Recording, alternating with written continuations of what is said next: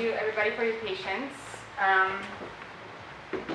We are starting a bit late into this, but as you know, it's been a time crunch. We have a live event happening right now, so thank you again for your patience. We have 3 parties represented at the table today. The first is Crankworx Events Incorporated, who oversee the world tour. Derek Pinner is the managing director.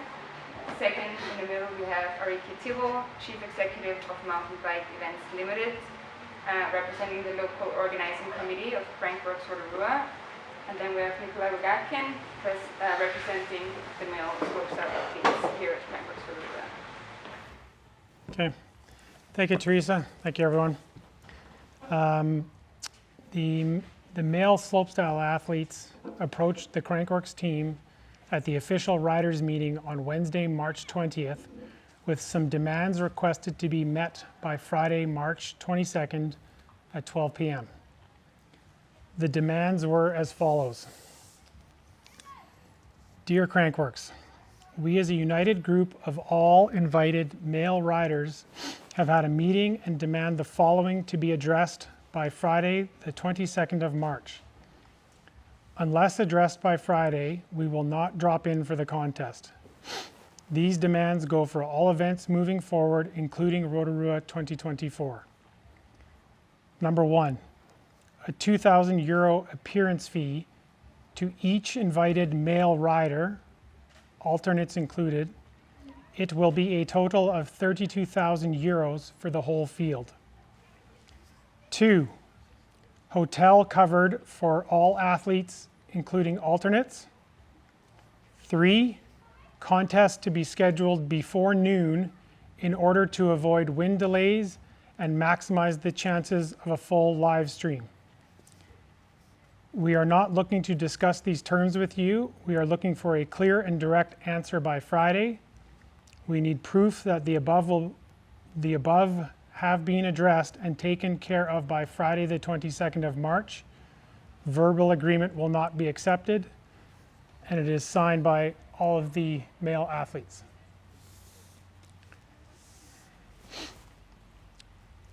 Of the 3 demands that were brought to the table, 2 of them have been addressed and actioned.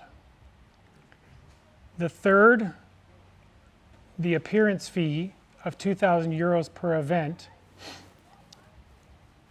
is not something that Crankworx can achieve.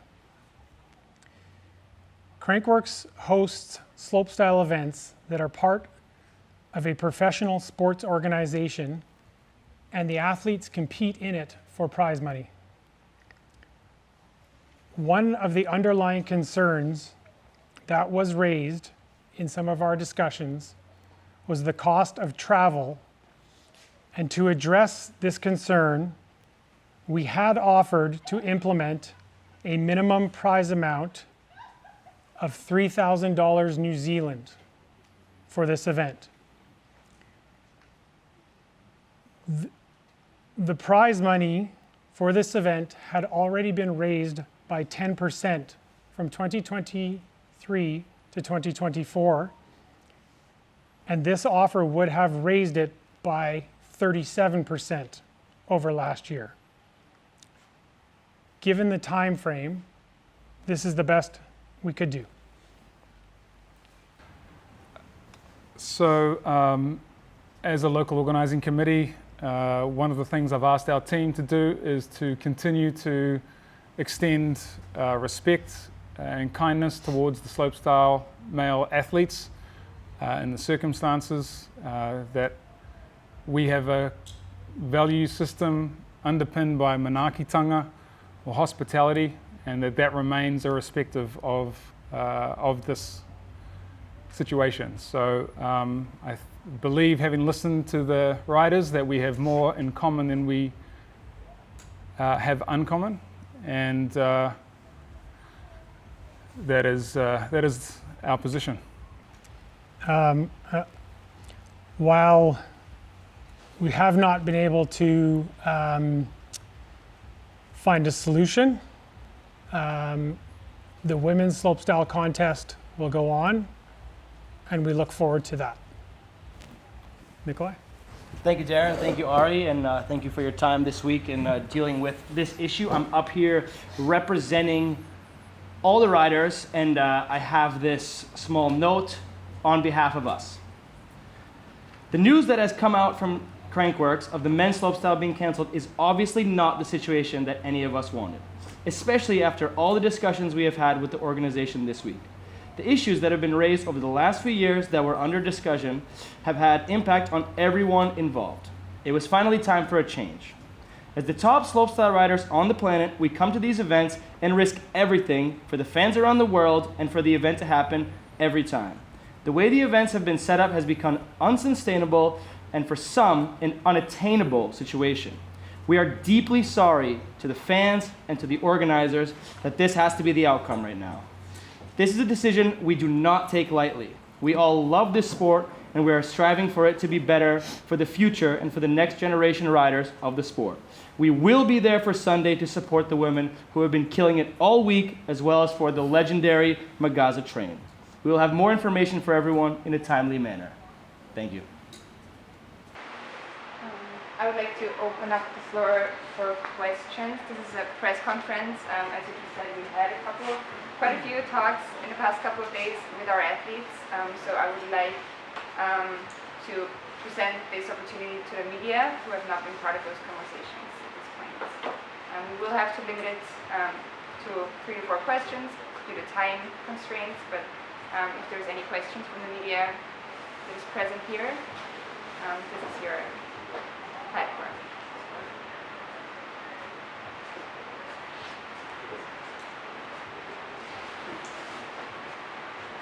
Okay, if there are no questions, I think thank you everyone for coming and attending this press conference. Sorry.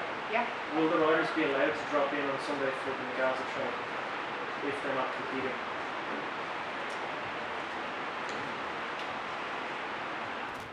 I think that when the riders have said that they want to drop in, it is with a level of respect for the legacy of McGazza, and we have utmost respect for that as well. We've sent a bit of communication through our athlete manager to the riders just to make sure that they have their bases covered for doing so whilst at the same time having withdrawn from the competition. We're grateful that they wish to do that, but that is also not so much our place to be grateful. That's their wish to do so, and that's pretty cool.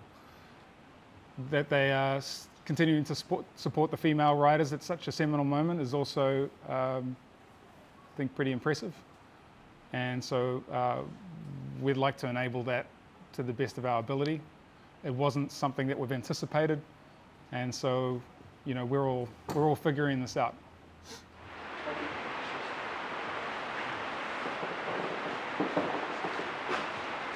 Are there any other questions from the media present? Yeah, I think. What kind of, what did you mean with conditions? What changed? Like you said, it changed about the years and got worse, but what was the change of the conditions of the contests? So over the years, we've just noticed, like I mentioned in the note, that it's unsustainable and unattainable for some of these top athletes in the sport to come to these events.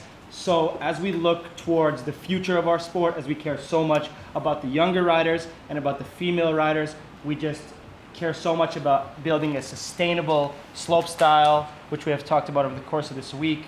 And that's become more and more difficult over the years. So I cannot pinpoint exactly what has changed over the years, but we are looking towards the future and the fact that, it's unattainable and unsustainable, and we just want to work for a slopestyle that can go for years and years to come. What does this mean for the future of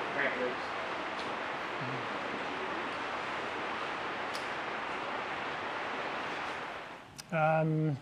I think we are committed to working with the athletes to find common ground. As Ari touched on, we have more in common and we have similar goals for the future of the sport. And so we are committed to working towards that with the athletes to find a sustainable pathway forward that works for all. Yeah, I mean, this situation might seem upsetting, not even seem, it is upsetting and it is emotional, but it's all for a better future. So I really hope we will continue to take the time and work as a team to find a way to make it possible and make it sustainable.